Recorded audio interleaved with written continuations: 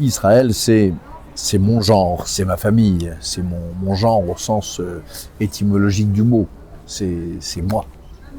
Donc se défendre soi-même, défendre le peuple dont on est le fruit, défendre son nom quand on s'appelle Lévi, ça n'est évidemment pas tout à fait la même chose, mais bien sûr.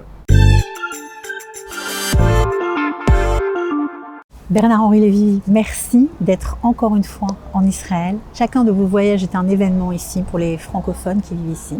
Vous venez d'écrire La solitude d'Israël, publié aux éditions Grasset. On a l'impression dans ce livre que vous aviez une urgence à raconter ce 7 octobre terrible pour qu'on n'oublie pas, mais aussi à essayer d'éviter l'inversion des valeurs, le mensonge, l'inversion des symboles. Est-ce que c'est ça qui vous a motivé à écrire ou c'est autre chose? Oui, c'est la révolte c'est la colère contre cette inversion des valeurs et ce système de mensonges généralisés que j'ai vu mettre en branle dès le lendemain du 7 octobre.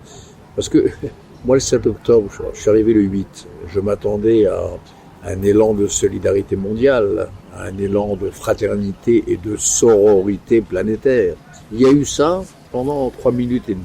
Et ce qui m'a révolté, c'est de voir comment le monde s'est acharné aussitôt à effacer l'événement, à l'excuser, à le relativiser, à le noyer et au fond à le négationner, à le nier. Voilà. Donc c'est ce négationnisme en temps réel qui a été le premier moteur de ce livre. Alors vous dénoncez les maux de ce monde, vous êtes toujours aux côtés de ceux qui souffrent. Est-ce que le fait aujourd'hui d'être juif vous a, on va dire, compliqué la tâche pour dénoncer les crimes barbares du Hamas? C'est pas compliqué de dénoncer les crimes du Hamas quand on est juif, c'est compliqué d'être juif tout court. Nous sommes dans un monde où l'État des Juifs, c'est-à-dire Israël, est envahi avec quasiment la bénédiction d'une partie des Nations Unies et la bénédiction en tout cas d'une partie de la planète, tout ce qu'on appelle de ce mot absurde d'ailleurs le Sud global. On est dans un monde, la France et les États-Unis, où la fleur de ces nations, leur jeunesse, est en train de se laisser gagner par des slogans pro-Hamas et anti-juifs. Donc, il devient de nouveau difficile, périlleux, d'être juif. Non seulement de porter l'anathème sur le Hamas, mais d'être tout simplement juif. En France, il y a des jeunes juifs qui mettent une casquette sur leur kippa, il y a des mamans juives qui voient leur petit garçon ou leur petite fille partir à l'école juive, la peur au ventre le matin, la peur qu'il leur arrive quelque chose, et ainsi de suite. Alors justement, il y a beaucoup de parents qui se posent des questions, beaucoup de jeunes qui se posent des questions parce que les lieux de savoir ont été envahis par ces mensonges, par cette diabolisation d'Israël, et encore le mot est faible. Est-ce que d'après vous, il y a un avenir pour la jeunesse juive en France, ailleurs? Je veux croire que oui. Il serait tragique pour la France, pour l'Europe, pour le monde, de voir les Juifs partir une nouvelle fois. Cette Europe qu'ils ont tellement contribué à bâtir, cette France, par exemple, dont ils sont parmi les meilleurs ingénieurs, les laisser aux analphabètes antisémites, aux illettrés à front de bœuf, quelle défaite morale ce serait. Donc moi je ne veux pas croire qu'on en arrive là, d'une part. Et puis d'autre part, on n'est toujours pas là, parce que tout de même en Europe, des digues qui tiennent, les institutions tiennent, les pouvoirs publics tiennent. Si vous comparez aux années 30 par exemple, où les institutions étaient gangrénées par l'antisémitisme, ça n'est plus le cas aujourd'hui dans un pays comme la France. Là, j'étais il y a quelques jours au dîner du CRIF, il y avait le Premier ministre, sa prédécesseur et ses prédécesseurs, le président du Sénat, des ministres en exercice. Enfin bref, la République était là tout de même. Donc ça, c'est une source d'espoir.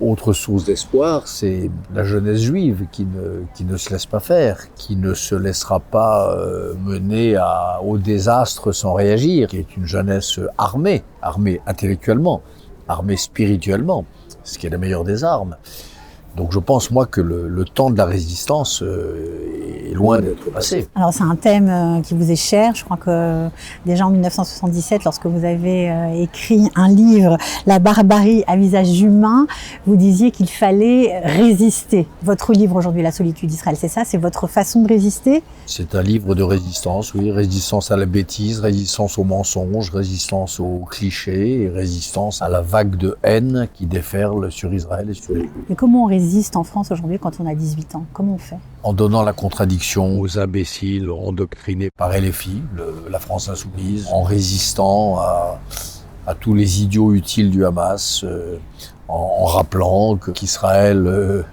non seulement n'est pas un État d'apartheid, mais le contraire d'un État d'apartheid. C'est l'un des pays au monde, la multi-ethnicité est la plus vivante.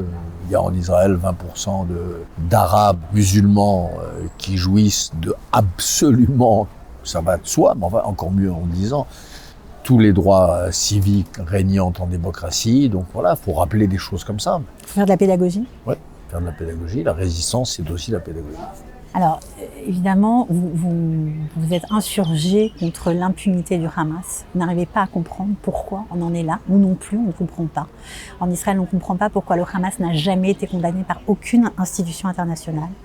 Qu'est-ce qu'on peut faire contre ça? Jamais été condamné. Les chefs du Hamas qui circulent librement comme poissons dans l'eau entre Doha, Istanbul et Le Caire, je ne sache pas qu'il y ait contre eux le moindre mandat émis par, je ne parle même pas des cours internationales, même la coordination des polices, il y a quelque chose de très mystérieux. Qu'est-ce qui fait que les chefs du Hamas vivent à Doha, dans des hôtels luxueux, dans des maisons achetées avec l'argent des subventions européennes et américaines données en principe à l'UNRWA? Il y a là quelque chose de très énigmatique, bien sûr. Le Hamas continue d'avoir pignon sur rue, ne fait pas l'objet de la moindre sanction et pavoise. Alors qu'est-ce que ce serait si, par malheur, ce qu'à Dieu ne plaise, Israël était contraint de s'arrêter et si le Hamas sortait de cette guerre ne fût-ce qu'un peu victorieux? Là, la victoire serait totale. Vous n'êtes pas optimiste quand vous dites dans votre livre que un jour, certains chefs du Hamas se retrouveront devant une cour internationale, une cour pénale, et que pour l'instant, c'est plutôt Israël qui se retrouve en banc des accusés. Oui, il y a là, on marche sur la tête, quoi. Vous parliez d'inversion des valeurs, nous y sommes en plein, bien sûr. Mais je crois tout de même que la vérité finit souvent par l'emporter tout de même. Et la justice aussi. Je ne vois pas comment les donneurs d'ordre du massacre, des viols particulièrement monstrueux du 7 octobre, pourraient ne pas finir leur vie en ayant face à eux la justice des hommes. Ça me paraît impensable. Vous pensez que les médias ont une lourde responsabilité? Les médias peut-être, oui, mais aussi les soi-disant arbitres, les soi-disant pays médiateurs, négociateurs, et même les démocraties. Il n'y a pas eu et il n'y a toujours pas ce sursaut de dégoût et de réprobation que l'on aurait attendu et que l'on attend encore face à ce qu'a fait le Hamas. Donc c'est pas seulement les médias. Comment vous justifiez que la charge de la preuve incombe toujours à Israël? Parce qu'on a l'impression que les autres, quand ils disent quelque chose, que ce soit des chiffres, des faits, vérifiés ou pas, on les croit. Mais quand c'est Israël, non, c'est toujours... Et c'est d'autant plus choquant d'ailleurs que quand Israël donne un chiffre, quand Israël donne une information, Israël joue toujours carte sur table. Quand il y a eu la tragédie de Grand Central Kitchen, par exemple, ce groupe humanitaire qui a reçu un tir de missile, Israël a dit la vérité, Israël a raconté le cheminement de son enquête, a pris sa part de responsabilité avec beaucoup d'honnêteté. Et en général, le Hamas ou ceux qui le soutiennent ou l'Iran disent littéralement n'importe quoi, des chiffres absurdes. Le nombre de morts communiqués par le ministère de la Santé du Hamas, par exemple, c'est un modèle de désinformation orwellienne. Et étrangement, quand Israël communique Cela provoque un scepticisme généralisé et quand le Hamas communique, vous avez des bataillons d'idiots utiles qui prennent pour argent comptant les déclarations du Hamas. C'est ainsi, ça s'appelle le deux poids et deux mesures au détriment d'Israël. Vous pensez qu'on est à la veille d'un conflit mondial ou pas? On est dans le conflit mondial, que ce soit en Israël ou en Ukraine. On est dedans. Et ceux des Européens qui ne le voient pas sont des aveugles et des autruches. Si les Européens et les Américains avaient vraiment défendu l'Ukraine dès le début, le Hamas n'aurait pas attaqué Israël le 7 octobre. Parce que l'Iran ne les aurait pas encouragés et parce que la Russie n'aurait pas encouragé l'Iran.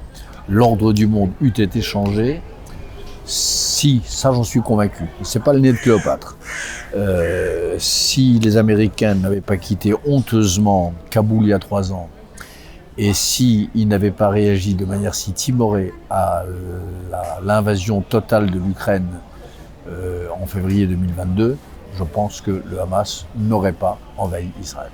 On vous trouve très courageux dans votre prise de parole. Est-ce que ça vous coûte cher dans votre vie au quotidien? Je ne sais pas. J'en sais rien. En tout cas, c'est pas une question que je me pose. Je défends Israël, d'ailleurs, mais comme j'ai défendu l'Ukraine, j'ai défendu les Kurdes face à Daesh, voilà, je défends les peuples vaillants, libres, qui affrontent souvent seuls le mal. Avec peut-être un petit supplément d'âme en plus parce que c'est votre peuple? Avec, dans le cas d'Israël, oui, bien sûr. Il y a cette phrase de Proust, et tout ça pour une femme qui n'était pas mon genre. Il m'est arrivé de défendre des pays qui n'étaient pas mon genre. Israël, c'est mon genre, c'est le même genre, c'est ma famille, c'est mon genre au sens étymologique du mot. C'est moi. Donc, se défendre soi-même, défendre le peuple dont on est le fruit, défendre son nom quand on s'appelle Lévi, c'est évidemment pas tout à fait la même chose, mais bien sûr. Vous avez changé intimement depuis le 7 octobre? Comme vous toutes et vous tous en Israël, j'ai été immensément choqué. Quand on reçoit un choc pareil, bien sûr qu'on l'est changé, oui. Bien sûr qu'on l'est changé. Vous parlez aussi dans votre livre du jour d'après. Alors on connaît votre engagement. Vous avez longtemps prôné une solution à 2 États pour mettre fin au conflit. Est-ce que vous la prenez toujours ou est-ce que vous pensez que ce n'est plus d'actualité? Ça n'est pas d'actualité aujourd'hui, certainement pas. De toute façon, le jour d'après, on ne parle pas du jour d'après quand on en est encore à pleurer le jour d'aujourd'hui. Hein. Il y a un minimum de décence qui fait qu'on attend pour parler du jour d'après que les larmes soient séchées, et que le deuil soit au moins commencé et que justice soit faite. Après, bien sûr qu'il y aura un jour d'après. Je n'ai pas changé d'avis. Je pense que ceux des Palestiniens qui se seront réveillés de leur sommeil somnambulique, ceux des Palestiniens qui, comme les nazis, comme les Allemands, après 1945, auront compris que leur saison nazie avait été un effroyable égarement, ceux-là, ils auront des droits. Il faut se réveiller.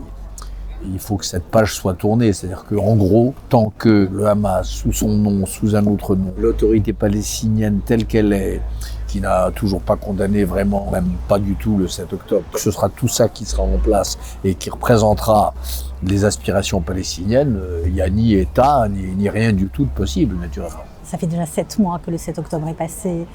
Comment vous imaginez le monde ? J'imagine la victoire d'Israël. Je ne peux pas imaginer qu'Israël ne gagne pas cette guerre. Juste pour finir, on connaît votre proximité avec Benny Lévy. Qu'est-ce qu'il aurait pensé de votre livre ? J'espère qu'il aurait trouvé que ça allait dans le bon sens. J'espère qu'il se serait senti un peu exprimé. Et j'espère qu'il aurait trouvé que c'est une même histoire assez digne, qui se poursuit depuis notre première rencontre en 1966 avec Benny Lévy. J'espère qu'il aurait pensé ça. Merci beaucoup. Merci à vous.